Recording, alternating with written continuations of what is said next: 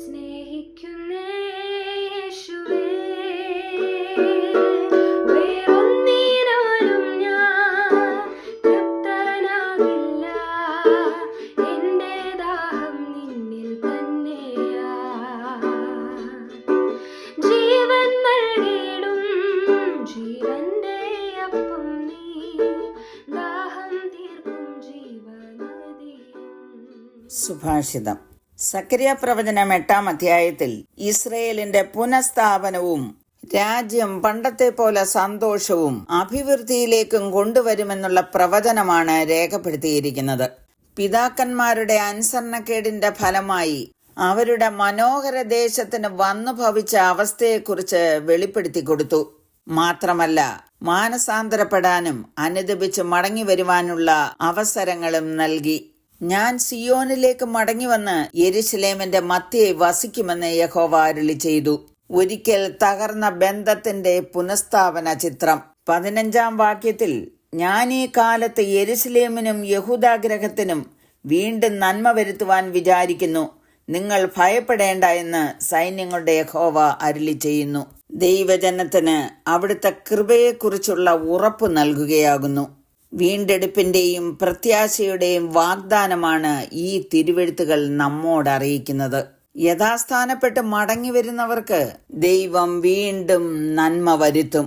നിങ്ങൾ ഭയപ്പെടേണ്ട എന്ന് കർത്താവ് അരുളി ചെയ്യുന്നു. തുടർന്നവർ എങ്ങനെ ജീവിക്കണമെന്ന് 16-17 വാക്യങ്ങളിൽ പ്രവാചകൻ എഴുതിയിരിക്കുന്നു. നിങ്ങൾ ചെയ്യേണ്ടുന്ന കാര്യങ്ങൾ ഇവയാകുന്നു. ഓരോരുത്തൻ താൻ്റെ കൂട്ടുകാരനോട് സത്യം പറവീൻ. നിങ്ങളുടെ ഗോപുരങ്ങളിൽ നേരോടും സമാധാനത്തോടും കൂടെ ന്യായപാലനം ചെയ്യുവീൻ. നിങ്ങളിൽ ആരും തന്റെ കൂട്ടുകാരന്റെ നേരെ ഹൃദയത്തിൽ ദോഷം നിരൂപിക്കരുത്. കള്ളസത്യത്തിൽ ഇഷ്ടം തോന്നുകയും അരുത്. ഇതെല്ലാം ഞാൻ വെറുക്കുന്നതല്ലോ എന്ന് യഹോവയുടെ അരുളപ്പാട്. These are the things you are to do. Speak the truth to each other and render true and sound judgment in your courts. Do not plot evil against each other, and do not love to swear falsely. I hate all this, declares the Lord. ദൈവത്തിന്റെ മക്കളെക്കുറിച്ച് ദൈവം ആഗ്രഹിക്കുന്നത് അവർ ഹൃദയപൂർവ്വം സത്യം സംസാരിക്കുന്നവരായിരിക്കണം. നേരോടും സമാധാനത്തോടും കൂടെ വേണം അവർ കാര്യങ്ങളെ കൈകാര്യം ചെയ്യുവാൻ. മറ്റൊരു വിധത്തിൽ പറഞ്ഞാൽ തമ്മിൽ തമ്മിൽ സ്നേഹിക്കുന്നവരായിരിക്കണം. യേശു കർത്താവ് പറഞ്ഞു, നിങ്ങൾ തമ്മിൽ തമ്മിൽ സ്നേഹിക്കണമെന്ന് പുതിയൊരു കൽപ്പന ഞാൻ നിങ്ങൾക്ക് തരുന്നു. ഞാൻ നിങ്ങളെ സ്നേഹിച്ചതുപോലെ നിങ്ങളും തമ്മിൽ തമ്മിൽ സ്നേഹിക്കണമെന്ന് തന്നെ. കാരണം സ്നേഹം ദൈവത്തിൽ നിന്ന് വരുന്നു. സ്നേഹിക്കുന്നവനെല്ലാം ദൈവത്തിൽ നിന്ന് ജനിച്ചിരിക്കുന്നു, ദൈവത്തെ അറിയുകയും ചെയ്യുന്നു. സ്നേഹം ദീർഘമായി ക്ഷമിക്കുകയും ദയ കാണിക്കുകയും ചെയ്യുന്നു. സ്നേഹം സ്പർദ്ധിക്കുന്നില്ല, സ്നേഹം നിഗളിക്കുന്നില്ല, ചീർക്കുന്നില്ല, അയോഗ്യമായി നടക്കുന്നില്ല, സ്വാർത്ഥം അന്വേഷിക്കുന്നില്ല, ദേഷ്യപ്പെടുന്നില്ല, ദോഷം കണക്കിടുന്നില്ല, അനീതിയിൽ സന്തോഷിക്കാതെ സത്യത്തിൽ സന്തോഷിക്കുന്നു, എല്ലാം പൊറുക്കുന്നു, എല്ലാം വിശ്വസിക്കുന്നു, എല്ലാം പ്രത്യാശിക്കുന്നു, എല്ലാം സഹിക്കുന്നു.